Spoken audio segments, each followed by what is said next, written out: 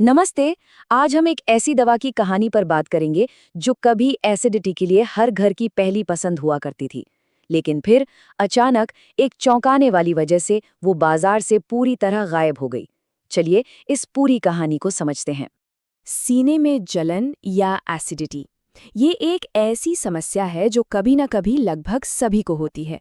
जरा याद कीजिए, कुछ साल पहले तक ऐसी कोई भी दिक्कत होने पर कौन सी एक दवा का नाम सबसे पहले दिमाग में आता था? शायद हम सबका जवाब एक ही होगा। देखिए, पेट में एसिड बनना एक नॉर्मल प्रोसेस है, लेकिन जब ये जरूरत से ज्यादा हो जाए तो बड़ी परेशानी होती है।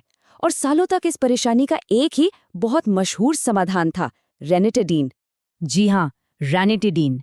ये दवा इतनी आम हो गई थी कि लोग डॉक्टर से बिना पूछे भी इसे केमिस्ट से ले लिया करते थे। ये पेट की जलन के लिए कह सकते हैं कि एक भरोसे का दूसरा नाम बन गई थी। और ये इतनी पॉपुलर क्यों थी? क्योंकि ये वाकई बहुत असरदार थी। मामूली सीने की जलन से लेकर पेट के छालों यानी गैस्ट्रिक अल्सर, एसिड रिफ्लक्स और ज़ोलिंगर एलिसन सिंड्रोम जैसी सीरियस कंडीशंस में भी ये फटाफट राहत देती थी। तो आखिर ये दवा ऐसा क्या करती थी कि इतनी जल्दी आराम मिल जाता था? चलिए, इसके काम करने के तरीके को ना एकदम आसान भाषा में समझते हैं। देखिए, हमारा पेट एसिड तो बनाता ही है। रैनिटिडीन, जो कि एक H2 रिसेप्टर ब्लॉकर है, वो सीधे पेट की दीवारों में मौजूद उन खास स्विच को ही जाकर बंद कर देती थी जो एसिड बनाने का सिग्नल देते हैं। मतलब मेन स्विच ही ऑफ। नतीजा ये होता था कि एसिड बनना कम हो जाता था और जलन में तुरंत आराम मिल जाता था। सब कुछ बिल्कुल सही लग रहा था, है ना? एक कमाल की दवा जो लाखों लोगों की मदद कर रही थी। लेकिन फिर इस कहानी में एक बहुत बड़ा ट्विस्ट आया।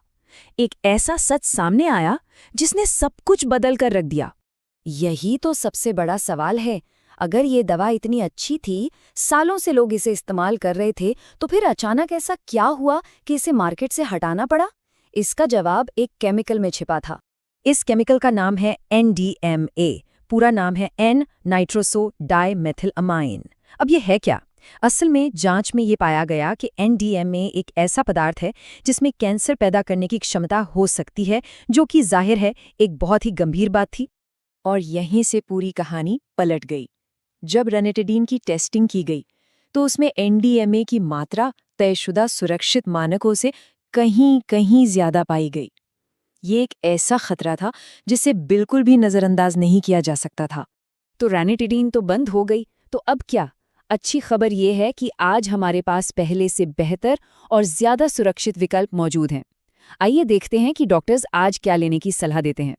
तो अब बदलाव ये है कि जहां पहले रानिटिडीन इस्तेमाल होती थी, वहां अब डॉक्टर्स ओमेप्राजोल, पैंटोप्राजोल और फैमोटिडीन जैसी दवाएं लिखते हैं।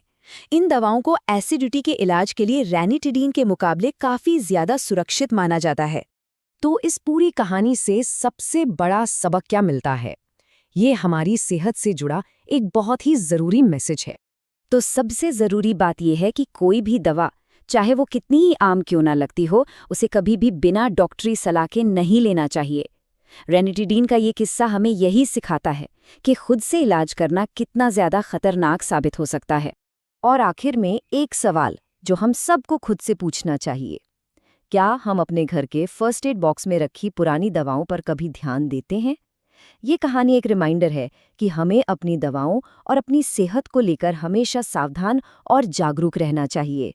सोचने वाली बात है ना?